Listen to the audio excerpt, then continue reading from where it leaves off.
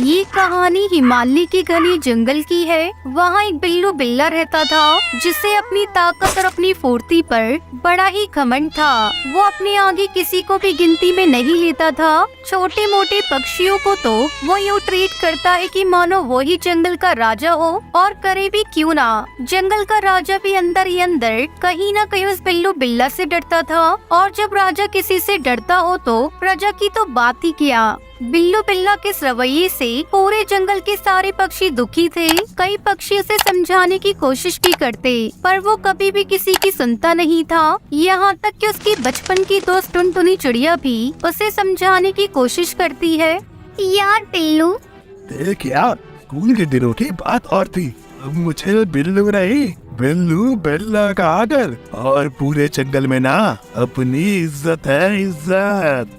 इज्जत नहीं, सभी डरते हैं तुझसे। मेरी बात मान, अब ये लड़ना झगड़ना छोड़ दे, इसमें कुछ नहीं रखा है।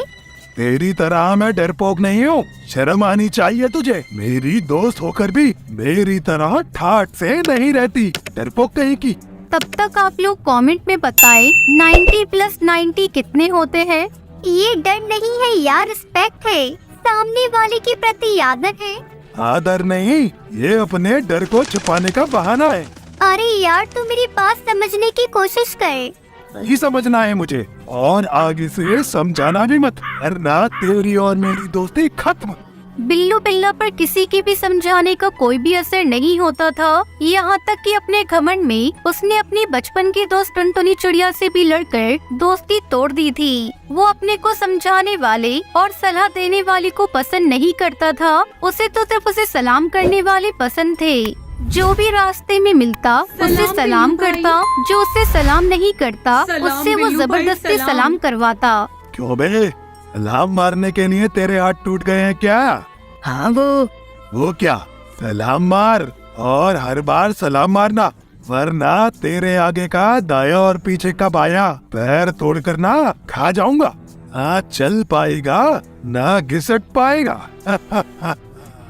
माफ कर दो बिल्लू भाई, माफ कर दो। सलाम मार, सलाम। तोता भाई, आपने बिल्लू बिल्ला को देखकर रास्ता क्यों बदल लिया? क्या बताऊं बुलबुल बहन, इसके सामने जाओ तो इसे सलाम करना पड़ता है। कहीं भूल गए तो फाड़ खाने की बात करता है, कहीं गुस्से में फाड़ खाया तो इससे तो बेहतर है उस रास्ते ही ना जाओ जिस रास्ते ये बिल्लू जाए। फिर तो ऐसा हो गया था कि जो भी घमंडी बिल्लू बिल्ला को देखता वो अपना रास्ता बदल लेता। कोई भी उससे उलझना नहीं चाहता था, ना बहस करना चाहता था। जबकि बिल्लू बिल्ला था कि जिस पर नजर पड़ जाती जबरदस्ती उसके सामने पहुंच जाता और उसे खुद को सलाम करने को बोलता। उसे इतना घमंड हो गया था कि एक दिन उसके बचपन की दोस्त टुनटुनी चिड़िया उसे मिल गई तो वो उससे भी बोल पड़ा। ओए टुनटुनी चिड़िया, क्या हुआ बिल्लू? माना कि तू मेरी बचपन की दोस्त है, पर ये मत बोल कि इस जंगल में जिसे भी रहना है, जिसे भी मेरे सामने से गुजरना है, मुझे सलाम मारे बगैर नहीं गुजर सकता। और किसी ने नहीं मारा तो वो जान से मारा जाएगा। चल सलाम मार मुझे। अरे मैं तो तुम्हारी बचपन की दोस्त हूँ। दोस्ती अपनी जगह और पोजीशन अपनी जगह। सलाम मार, सलाम। बिल्लू बिल्ला की बचपन की दोस्त टुनटुनी चिड़िया को उसका ये रवैया बिल्कुल भी पसंद नहीं आया था, मगर वो उसे कैसे समझाए। वो था कि अपने घमंड की आगे किसी को सुनने को ही तैयार नहीं था। ये सिलसिला काफी दिनों तक चलता रहा। ऐसे में एक दिन बिल्लू बिल्ला को बाज का बच्चा रास्ते में मिल गया। बाज के बच्चे, सलाम मार मुझे। क्यों भाई? तुझे तेरे माँ बाप या जंगल के किसी ने बताया नहीं? मैं बिल्लू राजा हूँ, बिल्लू राजा। मेरे मम्मी पापा भी मुझे राजा कहते हैं, तुम मुझे सलाम मारो। सारा जंगल मुझे सलाम मारता है और मैं तुझे सलाम मारूं? हाँ? घमंडी बिल्लू बिल्ला को गुस्सा आ गया और उसने अपने खतरनाक दांत बाज के बच्चे में गड़ा दिए। दांत इतनी जोर से गड़ी कि बेचारा बाज का नन्हा सा बच्चा दर्द से चिल्लाता हुआ वहाँ से भागता हुआ अपने माँ बाप के पास पहुँचा। तो उसकी बात सुनकर उसके बाप को गुस्सा आ गया और वो बुरी तरह चिल्लाता हुआ बिल्लू बिल्ला को सबक सिखाने निकल पड़ा। कुछ ही आगे जाकर बाज को बिल्लू बिल्ला मिल गया। क्यों बे बिल्लू बिल्ला, तूने मेरे बच्चे को काटा है? तमीज से बात करो, हाँ, मैंने काटा, उसने मुझे सलाम नहीं मारा था। ले, मैं सलाम मारता हूँ तुझे। बाज की इस मार से बिल्लू बिल्ला के जबड़े हिल जाते हैं। वो घबराकर वहाँ से भागता है। उसे आगे टुनटुनी चिड़िया दिखाई देती है। वो उसके पीछे जाकर छुप जाता है। टुनटुनी चिड़िया के पीछे कहाँ छिप रहा है बे? आज हर हाल में तेरे जबड़े और दांत टूटने ही हैं। सारी बात सुनकर टुनटुनी चिड़िया उसे फिर समझाती है। तू मेरे बचपन का दोस्त था, इसलिए मैं तुझे समझाती थी। अब तो बाज किसी भी कीमत पर मुझे नहीं छोड़ेगा। मुझे भूख भी लग रही है, भूख से तड़प तड़प कर मर जाऊंगा। अगर तू आज से अपनी आदत बदल ली तो मैं बाज भाई को समझा सकती हूँ। मैं वादा करता हूँ, आज के बाद मैं किसी को भी तंग नहीं करूँगा, किसी को भी सलाम मारने को नहीं कहूँगा, उल्टा मैं सभी को सलाम मारूंगा। ये सुनकर टुनटुनी चिड़िया कुछ ही देर में बाज भाई को समझाकर शांत करती है। बिल्लू बिल्ला बाज भाई को शांत देखकर सरप्राइज हो जाता है और फिर पूछता है, कमाल है बाज भाई, आप मुझ जैसे खतरनाक जानवर से नहीं डरे, मेरा कहना नहीं माने और एक नन्ही सी टुनटुनी चिड़िया की सुन ली।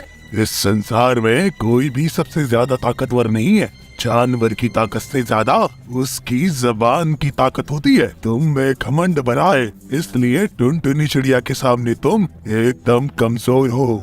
टुनटुनी चिड़िया का कहना मैं तो क्या पूरा जंगल मानेगा, क्योंकि टुनटुनी चिड़िया की जुबान बड़ी मीठी है और मीठी जुबान से भगवान भी हार जाते हैं। बाज भाई की बात सुनकर बिल्लू बिल्ला की आंखें खुल जाती है और वो कहता है, आज मेरी समझ में आ गया, मीठी जुबान में ही सबसे बड़ी ताकत होती है। आज से मैं किसी से भी कोई भी दिल को दुखा देने वाली बात नहीं करूँगा। एक दिन पिंकी अपने घोंसले में उदास बैठी थी। उसे उदास देखकर बंटी कबूतर उससे पूछता है, क्या हुआ बेटा, तुम क्यों उदास हो? मुझे स्कूल जाने में लेट हो रहा है। पापा अगर माँ होती तो मुझे तैयार कर देती। बस इतनी सी बात, मैं अपनी रानी बेटी को अभी तैयार किए देता हूँ। पापा माँ मुझे छोड़कर क्यों चली गई? क्या बताऊँ बेटा, अभी तू छोटी है, मेरी बातों को तू समझ नहीं पाएगी। जब तू बड़ी हो जाएगी तो मैं तुझे सब कुछ सच सच बता दूंगा। बंटी कबूतर पिंकी को तैयार करके स्कूल पहुंचा देता है। पिंकी की बातें बंटी के दिमाग में बार बार गूंज रही थी। पापा माँ मुझे छोड़कर क्यों चली गई? शाम को बंटी जब घर आता है तो अपने साथ एक नौकरानी को लेकर आता है। यह है मेरा घर। कितना खूबसूरत है आपका घर। मेरा नहीं, आज से ये तुम्हारा भी घर है। आज से तुम्हें ही इस घर की देखभाल करनी है। रुको, मैं अभी अपनी बेटी को बुलाता हूँ। हाँ जल्दी बुलाइए, मैं भी उससे मिलने के लिए बेताब हूँ। पिंकी, देखो मैं किसे लेकर आया हूँ। कौन है पापा, आप किसे लेकर आए हो? ये तुम्हारी आंटी है, आज से तुम्हारी ये देखभाल करेंगी। कितनी प्यारी बच्ची है। आओ बेटा, मेरे पास आओ। आज से ये तुम्हारी देखभाल भी करेंगी और तुम्हें स्कूल भी ले जाएंगी। ठीक है, तुम अब जाओ, खेलो। चलो चलो टुनटुनी, मैं तुम्हें तुम्हारा घोंसला दिखा देता हूँ। दूसरे दिन टुनटुनी अपने घोंसले में आराम कर रही होती है। तभी पिंकी खेल कर आती है।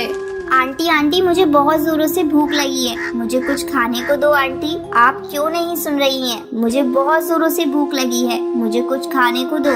चल हट जा, तुम दोनों बाप बेटी ने मुझे क्या समझ रखा है? तुम सोचते हो कि मैं तुम्हारी नौकरानी हूँ? नहीं, मैं नौकरानी नहीं हूँ, मैं इस घर में राज करने आई हूँ। तेरा बाप तो मूर्ख है जो मुझे यहाँ तुम्हारी सेवा करने के लिए लाया है।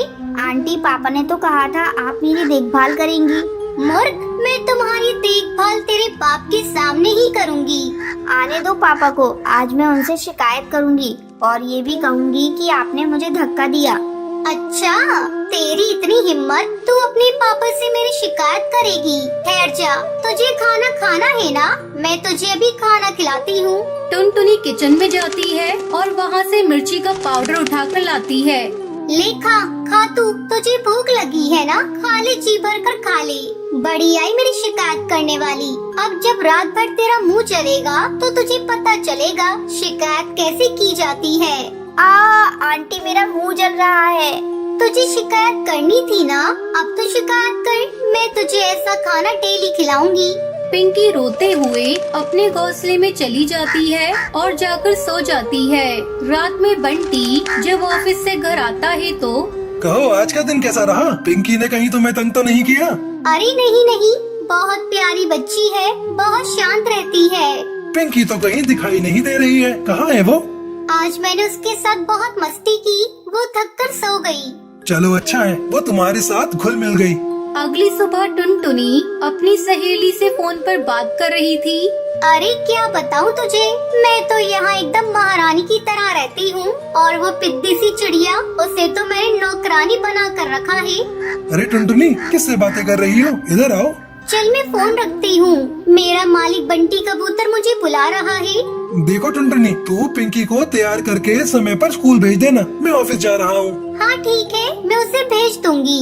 थोड़ी देर बाद अरे पिंकी, तू यहाँ बैठी बैठी टीवी देख रही है, चल जा जाकर मेरे लिए गर्म पानी कर। मुझे नहीं आता आंटी, तेरे बाप ने तुझे चूल्हा जलाना भी नहीं सिखाया। मैं कहती हूँ 5 मिनट के अंदर जाकर मेरे लिए गर्म पानी करके ले आ। पिंकी टुनटुनी के लिए पानी गर्म करने के लिए जाती है। मेरा हाथ जल गया आंटी, मेरा हाथ जल गया। ये चिड़िया ना हर समय मुसीबत में मुझे डाल देती है, अब मैं क्या करूं? बंटी देखेगा तो मुझे बोलेगा। बंटी कबूतर काम से घर आता है। जब वो पिंकी के रोने की आवाज सुनता है तो दौड़ा दौड़ा किचन में जाता है। पिंकी, ये तूने क्या किया? तेरा हाथ कैसे जल गया? टुनटुनी, तुम क्या करती रहती हो? मैं तो तुम्हें पिंकी की देखभाल करने के लिए लाया था। तुम अभी के अभी मेरे घर से निकल जाओ। बंटी टुनटुनी को घर से निकाल देता है और पिंकी चिड़िया टुनटुनी के अत्याचार से बच जाती है।